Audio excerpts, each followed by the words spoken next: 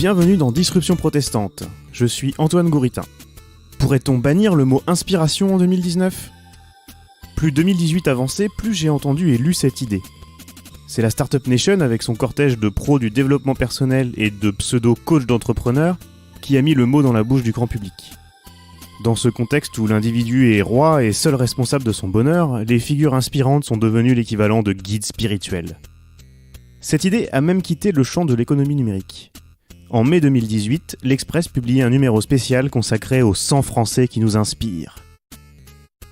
Du côté de l'économie numérique, pas une conférence ou un colloque sur le digital n'est réussi si les participants ne la déclarent pas inspirante à sa clôture. Dans le circuit de conférences tech, il existe même un événement breton qui s'intitule Digital Inspirationnel. Rien que ça. Je ne compte plus les tweets et articles vantant des intervenants inspirés et inspirants ou encore passionnés par la passion. Comme Nicolas Dufourc, pur produit de l'ancien monde, président de la Banque publique d'investissement. La BPI qui investit par exemple de l'argent public dans Spartan, les slips anti-ondes montés sans explication scientifique par des anciens d'écoles de commerce. Écoutons Nicolas Dufourc se transformant en inspirant chef de la Startup Nation lors du pitch d'inauguration du grand rassemblement annuel de BPI France en octobre au Palais Omnisport de Paris-Bercy. Un autre message qui est très important, c'est, ça va vous amuser, mais je vous le dis, soyez en forme. Soyez en forme. J'ai toujours en tête cette image merveilleuse d'un grand peintre que vous connaissez. Je sais qu'il y a des gens ici du sud de la France qui s'appellent Pierre Soulages. Pierre Soulages, dans les années 50, devant un de ses visiteurs, pose une toile sur son chevalet. C'est une petite toile. Et puis soudain, il s'arrête, il l'enlève et il dit quelque chose qui définit en fait notre vision du monde. Ce matin, je me sens en forme. Je pense pouvoir me risquer contre une toile 2 fois plus grande. Il pose la petite toile, il met la grande toile, et il commence avec son grand corps et son seau à peindre l'une de ses plus belles toiles des années 50. Voilà. On ne peut pas être ambitieux, on ne peut pas être audacieux, on ne peut pas être conquérant si on n'est pas en forme physique, mentale. C'est fondamental. Et je sais bien que l'entrepreneuriat français a du mal à parler de ses faiblesses, que c'est au cœur même de l'identité de l'entrepreneur de ne jamais en parler. Et bien pourtant, il faut en parler. Et c'est pour ça que BPI France a monté toute son activité d'accompagnement, a monté ses accélérateurs, qui sont des accélérateurs régionaux, des accélérateurs par fédération professionnelle, comme vous le savez, parce que c'est là où on prend du temps pour se poser, pour reprendre haleine, avant de pouvoir à nouveau perdre haleine. C'est indispensable de travailler la respiration, la ventilation. Tout ça est absolument pneumatique. Il n'y a pas que des business plans dans la vie. Il y a juste l'énergie vitale. Et l'énergie vitale de l'entrepreneur, être en forme, c'est quelque chose qui est totalement central dans notre propos. Voilà. Et donc, être collectif, être libre, être en forme, fondamental. Le podcast pour entrepreneurs inspirants est devenu un gimmick bien rodé dans lequel chaque intervenant professe ses conseils pour, je cite, rencontrer le succès et en acquérir les clés, ou, je cite encore, devenir légendaire. Ces intervenants racontent tous la même chose et c'est d'ailleurs souvent les mêmes invités qui écument ces programmes à consommer distraitement en faisant autre chose, comme on regarde une émission de télé-réalité. Petit florilège de titres d'épisodes. Cocher les cases du succès. Si t'as envie, c'est la seule chose qui compte. Les cheat codes de la vie. Se poser des objectifs inatteignables et les dépasser. L'ancien cancre devenu Vici qui va vous apprendre à maîtriser votre vie. Scorer ses leads pour booster son activation. La liste pourrait encore être longue et prête à sourire, mais l'idéologie derrière est pourtant dangereuse. Ce format est utilisé par les marketeurs digitaux pour aller encore plus loin dans la propagande de l'entrepreneuriat pour tous, source d'émancipation et de bonheur des peuples, à les écouter. Comme avec ce podcast de Uber, où on vous explique qu'un chauffeur Uber est un entrepreneur de sa vie et que son émancipation passe par la plateforme. Alors aujourd'hui, vous êtes chauffeur partenaire Uber. Oui. Ça fait combien de temps que... Et ravi de l'être. Alors ça fait 4 ans. Ça fait 4 ans que vous vous êtes lancé. 4 ans, je suis dans ma 3e année d'activité à mon compte. Voilà. Mais c'était pas votre première expérience de l'entrepreneuriat, il me semble. Non, pas du tout. Non, j'ai déjà eu une boutique de vêtements. Prêt-à-porter féminin et accessoires. Mais ça se voit parce que vous êtes quand même très élégante. Donc, merci, vous avez travaillé dans la mode, ouais, c'est ça. Oui. Pour cette 2e saison de Disruption protestante, j'ai choisi de reprendre les codes de l'interview inspirante pour donner la parole à des points de vue diamétralement opposés qu'on peine à entendre.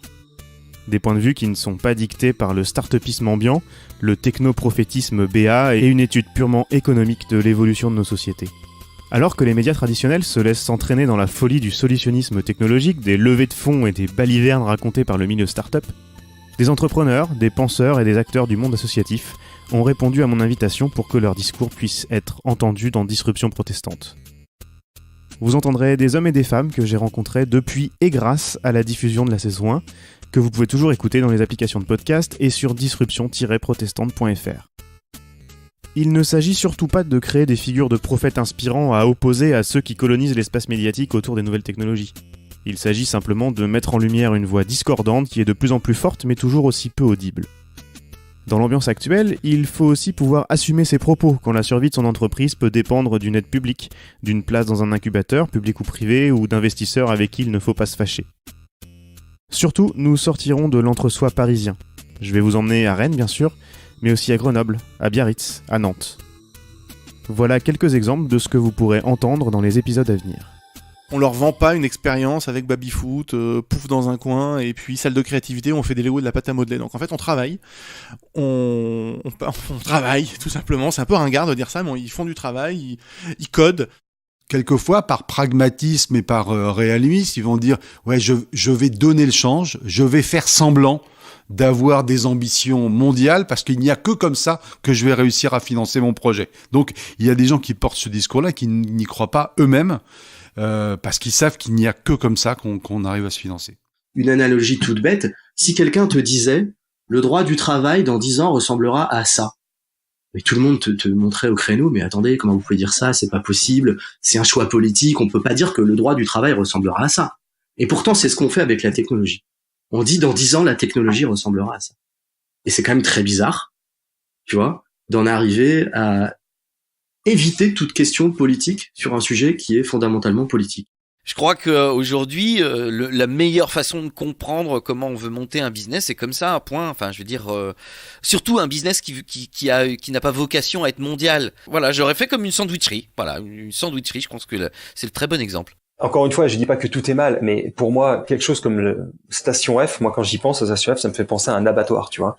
C'est un gigantesque lieu où tu fais rentrer des milliers de jeunes chaque année et qui vont complètement à l'abattoir. Ils rentrent à Station F, t'as l'impression que rentrer dans Station F, déjà c'est l'aboutissement en soi, tu vois. Je suis à Station F, je suis à Station F. C'est génial, super. Tu postes ta vidéo sur Facebook où t'es à Station F, c'est génial, tu rencontres plein de gens, t'as une super cantine, etc., etc. Je dis pas que Station F est pas un lieu utile par rapport à la création, etc., etc. Je dis juste que faire croire aux jeunes que vouloir créer sa start-up, c'est le Graal, et qu'une fois que tu es à Station F, ton succès est déjà tout tracé, c'est faux, c'est une fable. La première de ces rencontres désinspirantes sera en ligne le 8 janvier. Les suivantes arriveront à raison d'une par semaine. Il est donc temps de vous abonner dans votre application de podcast favorite pour ne rien rater. En ce 1er janvier 2019, je vous souhaite à tous une très bonne année de la désinspiration.